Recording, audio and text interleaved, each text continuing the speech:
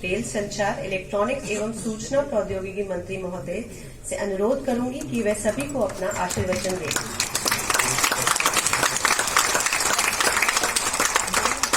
इतने शानदार भाषण के बाद में मुझे लगता है कि मुझे बोलना ही नहीं चाहिए।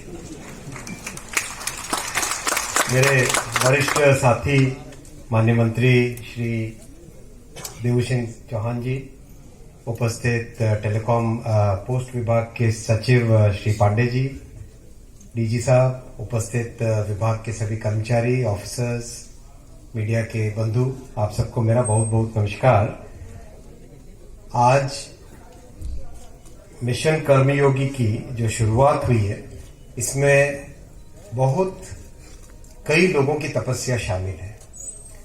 जब प्रधानमंत्री श्री नरेंद्र मोदी जी ने मिशन कर्मयोगी का विजन दिया, उस विजन के पीछे जो भावना थी, उस भावना को एक्शन में ट्रांसलेट करने का जो काम किया, उस काम के लिए मैं विशेष धन्यवाद देना चाहूंगा हमारे माननीय मंत्री श्री देवू सिंह चौहान जी को। मिशन कर्मयोगी में शुरू से लेकर अंत तक आपने एक एक स्टेप पे जिस तरह से मॉनिटर किया, उसको रिजल्ट्स में लाने, कंप्लीट जो एक अवतार बनाना, मैं इसलिए कहना चाहूंगा क्योंकि रेलवे में भी आपने करीब 80,000 मिशन कर्मयोगियों को अब तक ट्रेन कर चुके हैं। तो इस तरह से पोस्ट और रेलवे में मिला के मेरे ख्याल से सबसे ज्यादा आपके मिशन कर्मयोगी के इन दो ही विभागों में रिजल्ट आ रहा है। तो बहुत अच्छी बात है, बहुत खुशी की बात है, और इस भावना को आगे बढ़ाएं, इस भावना को आगे लेके जाएं। मेरे वक्तव्य में बहुत ही संक्षिप्त में केवल दो बातें बोलूंगा। पहला,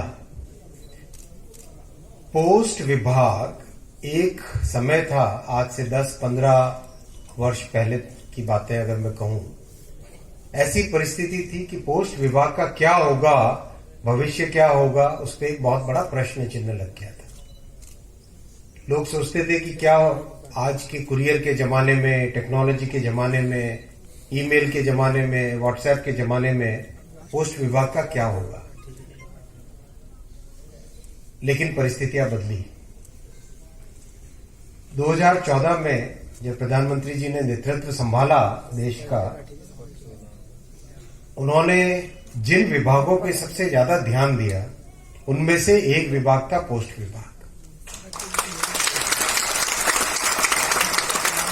और ध्यान देने के पीछे जो भावना थी, वो भावना ये थी कि एक ऐसा नेटवर्क, एक ऐसे कमिटेड कैडर अवेलेबल है जो कि देश के कोने कोने में उपस्थित है। क्यों ना उस कैडर को, उस कमिटेड वर्कफोर्स को, उस कमिटेड नेटवर्क को एक ऐसा आयाम दिया जाए जिससे कि भारत सरकार की सभी योजनाओं को गांव के, अपने ग्रामीण भाई के, बहन के दरवाजे तक हम पहुंचा सके।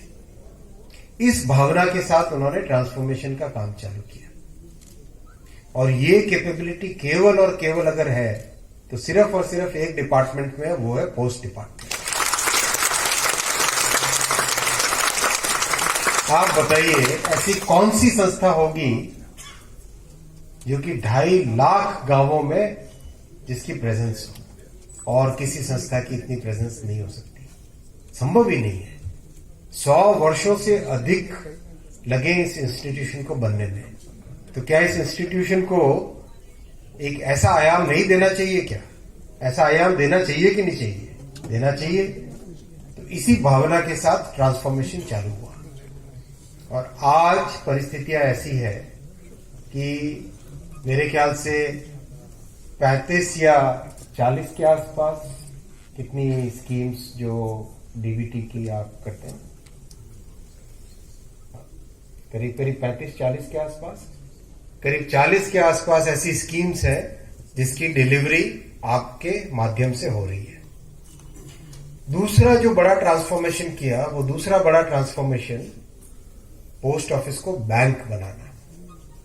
किस तरह से कि जो आपकी प्रेजेंस है गांव में, उस प्रेजेंस को अगर उपयोग में लाया जाए तो बहुत आसानी से गांव के, देश के कोने कोने में फाइनेंशियल इंक्लूजन की